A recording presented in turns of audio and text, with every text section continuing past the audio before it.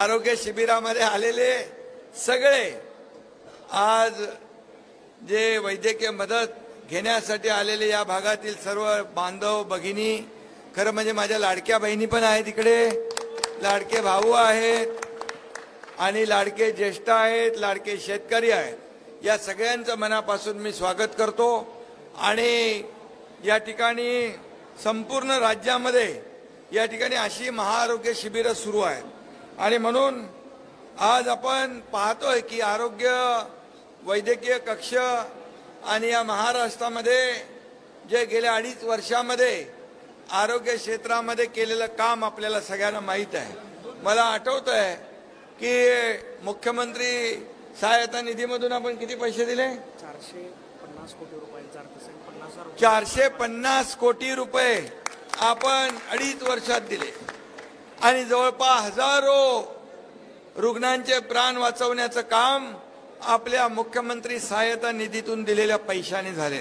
याचं मला समाधान आहे, कारण शेवटी लोकांचे प्राण वाचवणे, त्यांना जेव्हा आजार जो न परवडणारा आहे, काही आजार जे आहेत हे परिवाराला कुटुंबाला त्याचा उपचार करणं परवडत नाही, त्यावेळेस मग या ठिकाणी मुख्यमंत्री सहायता निधी असेल, शिवसेना वैद्यकीय कक्ष असेल, डॉक्टर श्रीकांत शिंदे फाउंडेशन असेल, या सगळ्यांच्या माध्यमातून आपण काम करतोय।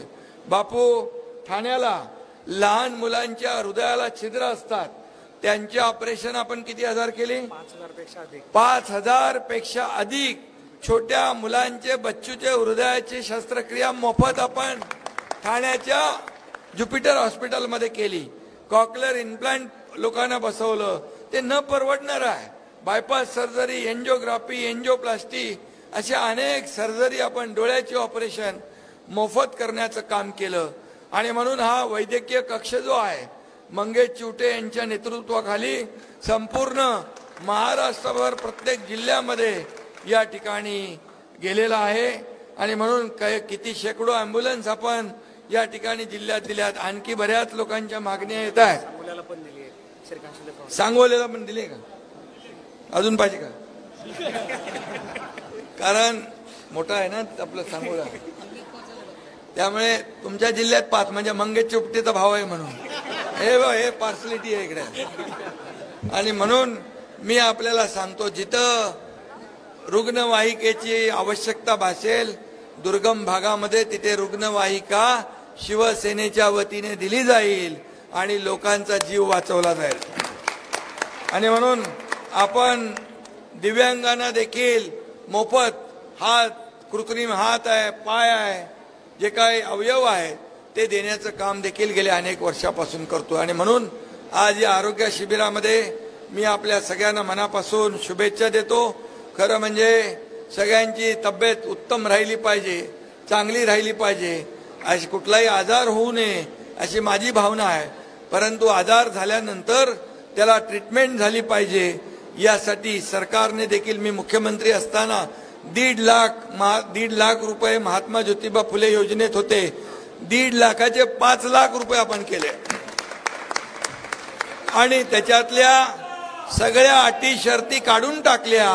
आता जेवढी जनता या महाराष्ट्रात आहे 12.5-13 कोटी, या प्रत्येकाला, प्रत्येक परिवाराला 5 लाख रुपयाची मदत यामधून होणार आहे। आणि म्हणून मी आपल्या सगळ्यांना पुन्हा एकदा, मंगेश, सगळे जेवढे लोक आलेत, एकही उपचाराविना इथून जाता कामा नये। इथं तुम्ही काय औषधं वगैरे ठेवली आहेत? पूर्ण औषधं वाटप, मोफत चष्मा वाटप, तेव्हा डायग्नोसिस, ज्यांना आजार निदान जे होईल त्याचं ऑपरेशन देखील आपण मुंबईमध्ये मोफत करतो। आणि आईच्या नावाचं माझं हॉस्पिटल आहे, तिथे कॅशलेस हॉस्पिटल, 1 रुपया बिल घेत नाही। धर्मवीर आनंदीगे साहेबांच्या नावाचं हॉस्पिटल केलंय कॅशलेस, तिथे एंजिओग्राफी होते, एंजिओप्लास्टी होते, आणि काय होतं ते बायपास सर्जरी होते, वॉल रिप्लेसमेंट होतो, स्पेस मेकर होतात बिना पैशाचं। आणि त्यामुळे हे आरोग्याचा जो काही यज्ञकुंड आपण सुरू केलेला आहे तो अतिशय मोठ्या प्रमाणामध्ये या ठिकाणी त्याची व्याप्ती वाढते।